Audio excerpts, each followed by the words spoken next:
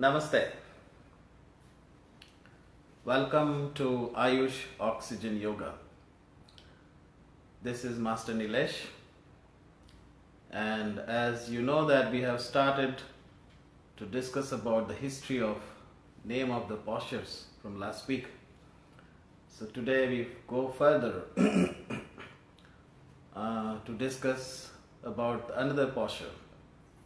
Since you know the postures name are very different, in a different way they name the posture according to their shape, according to their benefits, according to the history of some saint's name they provided to the posture's name. So today we are going to discuss about a very intensive and intermediate posture. Is called Visvamitrasana, Visvamitra pose. It's a very intensive posture, and you can say it's an arm balance, hip opener, shoulder opener, and stretch for your hamstring. If you start practicing this pose, you need a great willpower and a rigorous practice to complete this pose. Let me show you this pose, how you can do, how it looks like. You see, this is called Visvamitrasana. If you see the posture and if you see the intensity of this pose, you can imagine if you start practicing today, how long you can complete it. So this posture is named after a great saint, Visvamitra, who had transformed himself from a king to a great sage. We can say this posture, the intensity of this posture while you're practicing this pose, it will change the local view to the global view. It will change your perception from the local to the global. It's a wide range. So let us talk about Visvamitra. Who was he? In Hindu culture, in Hindu history, he was a son of Kaushika, the grandson of Kusha. So Kusha was a dynasty and he was a great king as well. So he was the grandson of Kusha, so his name was Kaushika. He was the son of Gadi, and Gadi was the son of Kusha. So he was a great king actually. Once upon a time, Kaushika went to see around his kingdom. And he arrived in some place, in some forest, and he saw a cottage. The environment around the cottage and the ashram was so pure, peaceful, and this attracted his mind and his the Visvamitra. So he wanted to go inside. So he went inside with his army. It's a huge army in the ashram. So that was the ashram of a great rishi, great sage. His name was Vasishtha. Hindu people, almost they know. So Vasishtha, when he came to the ashram, the Vasishtha greeted him and his army very well, and he offered them the food and shelter. After finishing their meal, the Kaushika, this king, was very surprised how he managed to provide the food for all these army and himself as well. So he went and asked Vasishtha this question, how he provided the food and the meal, and it's very nice for all of them. Then Vasishtha said that it was provided by the Nandini, the calf, his calf. And this Nandini calf was gifted to him by himself, Lord Indra. He was very shocked and he wanted to have this calf. So he asked Vasishtha, but Vasishtha rejected his plea. But he wanted to have this calf. So he asked his army to take this calf and bring it to the kingdom. Then Vasishtha, by his yogic power, he created a huge army. And then after the battle, the Kaushika, means this Visvamitra, he lost the battle. Then the army of Vasishtha, they bring this Kaushika before him. Then he says, okay, I forgive you. But this changed this Kaushika, this king's mind. When he went back, he was keep thinking that only because of a yogic power, this saint is powerful than the powerful king like me. So he wanted to gain these kind of powers. Then he decided to renounce his kingdom and become a sage. Later he renounced his kingdom and went back to the forest for meditation and to achieve the great power. He did meditation. In the Vedas and Puranas, it said that he did meditation for 1,000 years. Then after his first meditation, the Brahma himself came down and gave him the title of Rishi. He gained a lot of powers in that time. But he still have to become a Brahma Rishi. So the Brahma said, if you want to become a Brahma Rishi, you need to remove and eradicate your some of the nature like proud, jealousy, anger, this kind of nature he still have. Then he decided to become more rigorous. He decided to do more rigorous and severe aesthetic tapasya, we call it, meditation. Then he again set back to the meditation. After he finished all his austerity, he started meditation. After many years, the Lord Indra that time, he thought that if he become more powerful, then he might be able to capture the heaven. So he sent two apsaras, Menka and Rambha. The apsaras came down and they start dancing around him because he was meditating. They prepare a garland for, flowers around him and then try to attract and seduce him. After some time, Menka succeeded to seduce him and then to break his meditation. Then they went back and they stayed together. It is said that it was around 10 years they stayed together.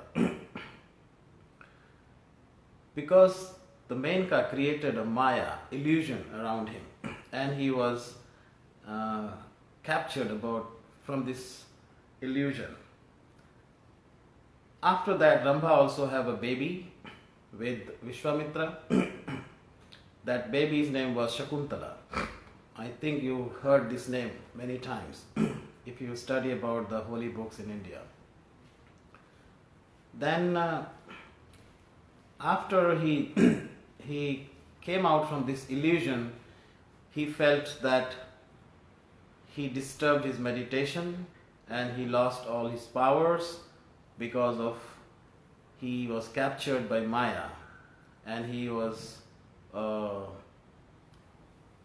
target of Lord Indra, and Indra was succeeded to break his meditation.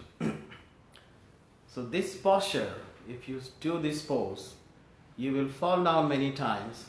Many things will disturb in your mind. Sometimes you may think that I should give up about this posture. But you need a strong passion, strong willpower, and regular practice to complete this pose. This is the meaning of, in my opinion, we can say like this. Then he went back again to the meditation, rigorous meditation. 1,000 years he did again. He went to the Himalaya. Then Indra, and he went to the meditation without water and food for a long, long time. Then after he finished his meditation, he prepared some rice to eat after, if you are hungry for a long time. Then when you break up your upvas, fasting, you really want to eat. The intensity of the hunger is too much. So when he started getting ready to eat, Indra came down as a beggar and asked him the food. He wanted to test him. So when Indra asked the food, Visvamitra gave his food immediately to eat, and then again went back for meditation. So Indra became happy, and then he know that now he reached to this level. So Brahma came down and gave him the blessing of Brahma Rishi. Brahma Rishi is the highest title of the rishis. So he was the great sage, he became the great sage. And then it is said that in Puranas, some of the part, Mandala 3, he wrote many chantings, because maybe it's when he was doing meditation, many secret words he achieved, the nature has whispered and it become mantras. I think you all know about Gayatri mantra. Om Bhur Bhurosah Tats Vidurvarenyam Bhargo Devasya Dhimahi Dhiyo Yona Prachodayat. This mantra is a very common and famous mantra in India and now across the world as well. This mantra is found by, it is said that it is found by Visvamitra. And this powerful mantra is also in Hindu culture, the Upnayan Sanskar for the Hindu boys, we chant this mantra. So this was the Rishi Visvamitra. It is said that he came down, he took rebirth as a Lakshman. Lakshman was the brother of Rama, God Rama. So it is said that he is incarnation of Lakshman. And he also provided the knowledge of celestial weapons to his brothers, Rama, Shatrughna, Bharata, to fight the war with powerful demons.